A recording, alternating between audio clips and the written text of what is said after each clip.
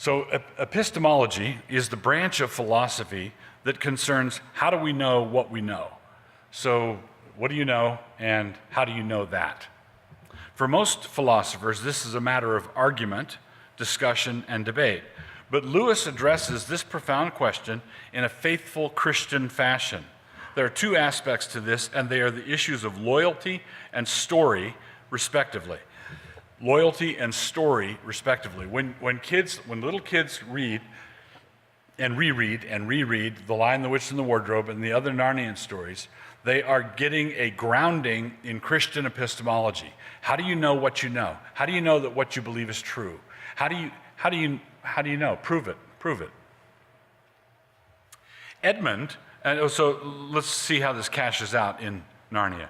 Edmund has already become something of a bully in England.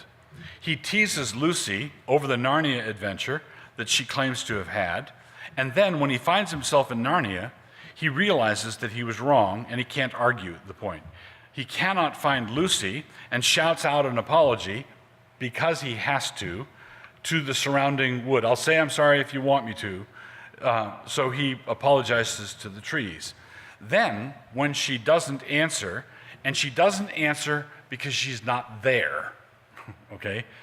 She's not present. She's off with Mr. Tumnus. Edmund blames her for not accepting his apology. This clearly shows that no heart issues have been dealt with at all. In other words, he grudgingly accepts that her story about Narnia is true, and he grudgingly accepts it because he's standing in the middle of a Narnian wood.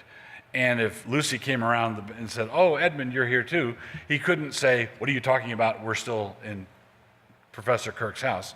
He knows he couldn't pull that off, but he's got the kind of heart that would attempt to pull that off if he could. But because he can't deny being in Narnia, he grudgingly says, "I'll say I'm sorry," and then waits. She doesn't accept his apology because she's not present, and he says, "Oh, isn't that just like, I think he says just like a girl or something like that. Can't take a heartfelt apology." Well, no heart issues in Edmund have been dealt with at all. While he's in this condition, he meets the witch, and she gives him some enchanted Turkish delight, the delights of which I commented on earlier. And she makes him promise to bring his brother and two sisters to her. She's concerned because there are 4 empty thrones at Cair Paravel and a prophecy that 4 children, sons and daughters of Adam and Eve, will fill them. So notice that there are 4 thrones at Cair Paravel, and they're waiting for children from our world. When Edmund and Lucy make their way back into England, Edmund lets Lucy down by denying ever having been there with her. Peter's angry with Edmund for stringing her along like this, and the problem between Edmund and Peter grows deeper. There's already a problem, and it gets worse.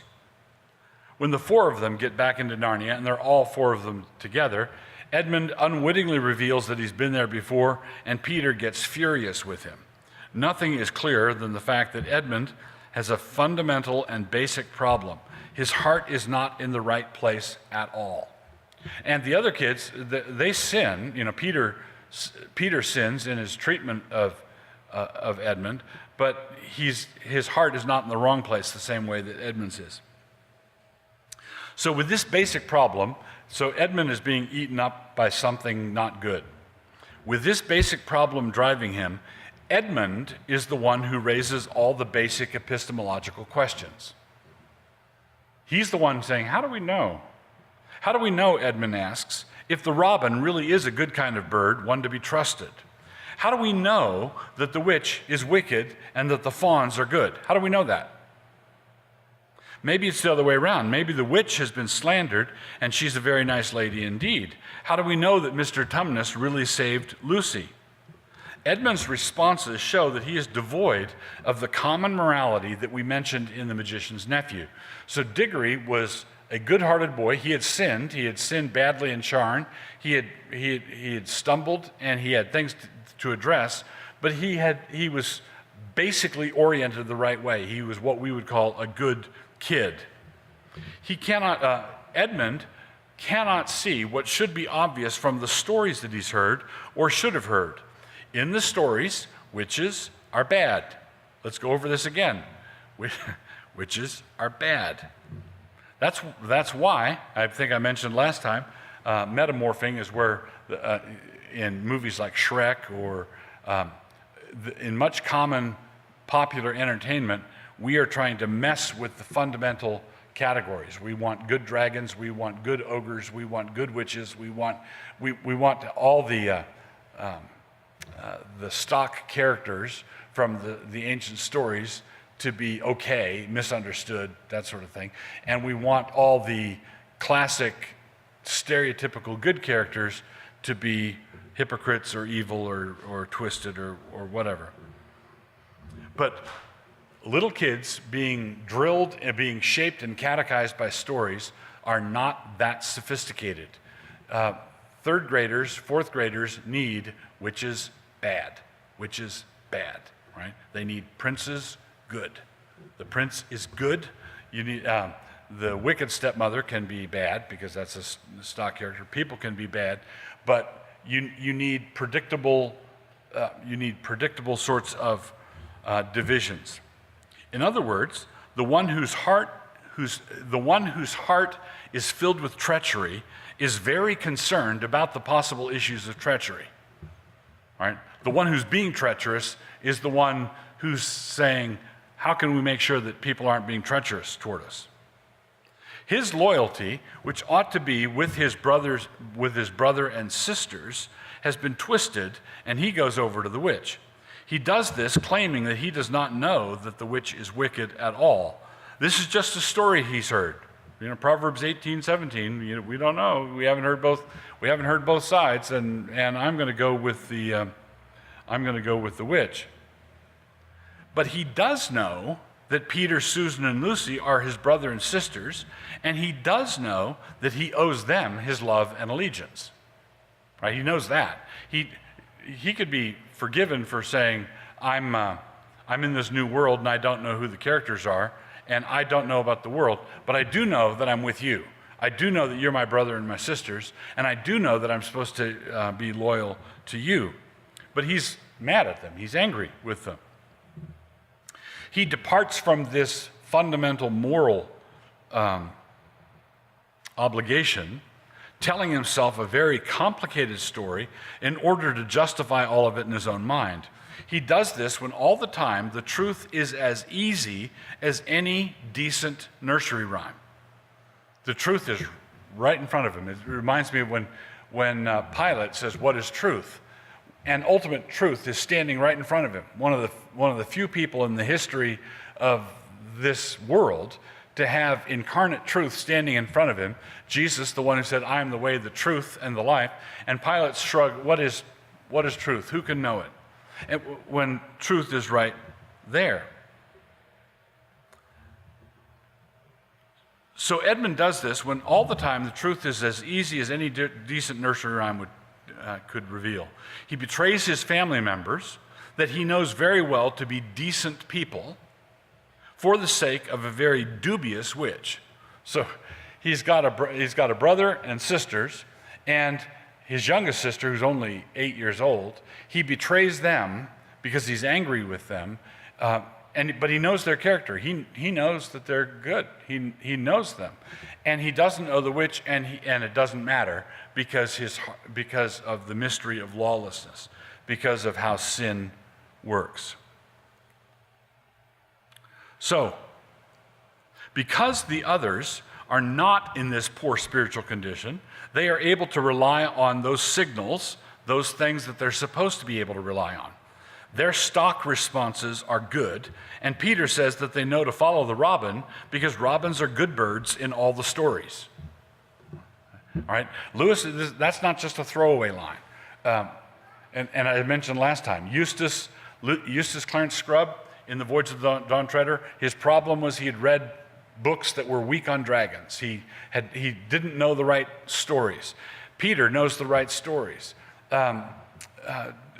Diggory in The Magician's Nephew has read the stories, didn't believe in them, but at one point he said, "Oh, so I used to think that magicians were just made up things in stories. Now I know that magicians are real because of what you just did. But I also know that the whole thing is real, and magicians are going to get their comeuppance. Magicians are always catch it in the end, because you can't accept one part of the story and not the whole story. What Lewis is doing here is instilling in children an awareness of how you tell the good guys from the bad guys. All right? The good guys are whoever is on the side of the Robins. The Robins are the good guys. So, these stock responses could easily be dismissed as literary cliches, but that's not how Lewis treats them at all. Stories are repositories of cultural wisdom, and in them we learn that witches and ogres are bad, dragons are bad, hobbits are good. And we know that hobbits are good from day one, even though nobody ever met a hobbit before Tolkien made up the first one. He made up the kind of character that you know is good, on the right side. Robins and beavers are good. Many Christians today do not know how they are supposed to behave because they have not read the right stories, or they've not read enough of them. This means that they cannot see the story that they're currently in, and this means that they do not know what to do.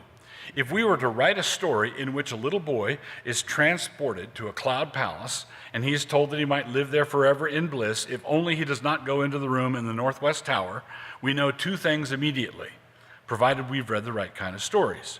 We know that the boy will in fact get into that room somehow, right? We know, and you're reading the story and your kids reading it aloud and your kids are saying, no, don't go, don't, no. We know that the boy will in fact get into that room, and we also know, secondly, that there's going to be some kind of redemption, a way of putting right the mess that he caused by this disobedience. This is nothing less than the story the Bible tells us about our first parents in the garden. They were told not to eat from the one tree, and then sure enough, they ate from that one tree, and then God put everything right again through Jesus Christ, the Jesus Christ who is promised to the woman as the seed of the woman. So the serpent has beguiled you. You, woman, will have your revenge on the serpent. You will have your revenge on the dragon. So the Bible is a dragon-slaying book. The Greek word for dragon is drakos. In the book of Revelation, the devil is described as that ancient serpent, a dragon, drakos. He was present in the garden. We know that in Genesis 3:15, the seed of the woman will crush the head of the seed of the serpent. Paul says that Paul identifies that serpent with Satan, because in Romans 16 he says the God of peace will soon crush Satan beneath your feet. We have good, solid reason for believing that the dragons from the beginning were stock bad characters, and the Bible, being the history of redemption, is a book about dragon slaying. That's why, if you want to understand the Bible, you need to read, I don't say read fewer systematic theologies. Feel free to continue to read as many systematic theologies as you have been reading. But you have to also be reading books with dragons in them. One of the things that we do at our Sabbath dinner is I ask the grandkids catechism questions. And the last catechism question is, kids, what's the point of the whole Bible? And the answer that they all shout together is, kill the dragon, get the girl. Kill the dragon, get the girl, that's the sum and substance of what the Bible's all about. So, the serpent and the temptation raised all the same questions that Edmund did. Did God really say? How can you be sure? The Pharisees, when they're questioning, the question, by what authority do you do this, is a devil question. By what authority are you doing this? You're going through the land healing people of leprosy. Do you have a permit for that? Do you have a permit? Did anyone say that you could? And it's so ludicrous, but people actually think that way. Maybe you've read some stories about the Cajun Navy. in the recent flooding in Louisiana. So you've got all the official responses for the people who needed disaster relief, but a bunch of volunteers got their boats out and were rescuing people and doing a bunch of good work for free. And so one lawmaker proposed that we make them, if you want to rescue people, you have to apply for a permit and pay for a permit, and then we let you rescue people. The devil thinks that way. The devil is a bureaucrat. The devil, and we ought not to think that way. So the devil asks, how can we be sure? The devil and those in sin always gravitate to such deep questions of philosophy. How do we know that we will die if we eat from this tree? How do we know that we're going to die if we're going to eat?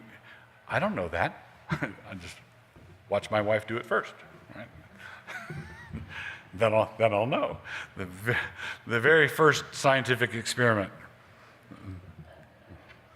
All right, so how do we know that the witch is evil and bad?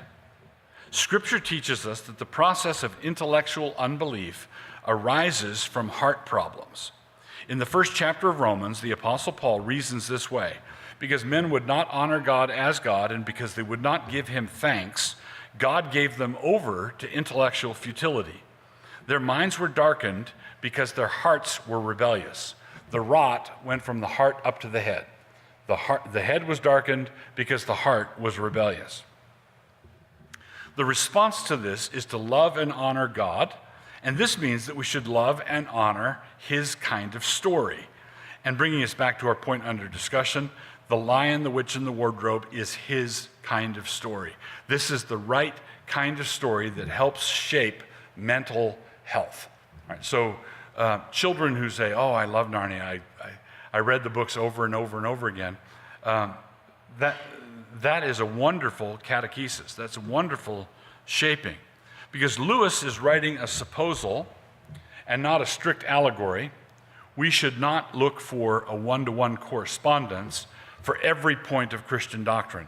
Although Aslan gives up his life in exchange for Edmund in the story, we do not have a parallel to the Christian doctrine of the incarnation, for example. Aslan does not become a lion in the stories. He always appears as a lion. He's constantly a lion. In this, we have a difference with the gospel story, as it actually happened in our world. The second person of the Trinity became a child in the womb of Mary, and he was born in Bethlehem. This becoming a man is very important in understanding the gospel properly. But that's not how it happened in Narnia. We're not really told anything about how it happened. Aslan is a lion at the moment of creation, and he's a lion in the last battle, as the characters from all the stories crowd into the real Narnia. C.S. Lewis is not advancing a novel heresy through this. He affirmed and taught the doctrine of the incarnation. In fact, he once wrote an introduction to Athanasius' book on the incarnation, extolling it as a marvelous work, which it is. We should account for this simply by saying that these are 7 stories for children, and we cannot expect Lewis to get every detail of biblical theology into these books. That's pressing them beyond the clear intent of the author. What is astonishing is that he got as much into the books as he did, and it would be ingratitude to complain that Aslan doesn't have 12 disciples or a mother named Mary. After Aslan has died and come back to life, Lucy and Susan, who were the 2 witnesses of his death, have a discussion about whether or not Edmund should be told about what Aslan did for him. Susan thinks not, but Lucy believes that somehow Edmund ought to know. Lewis never tells us directly what happened, but the indicators are that Edmund did find out. It was not done in a corner, and Edmund's subsequent behavior indicates that he knew. By the time of Tyrion, all Narnia knew and reckoned it to have been done for all of them. And of course, the child reading these books is invited to really know that we serve a God who gave himself for us. One last comment about this, anticipating something that will come up when we get to the last battle.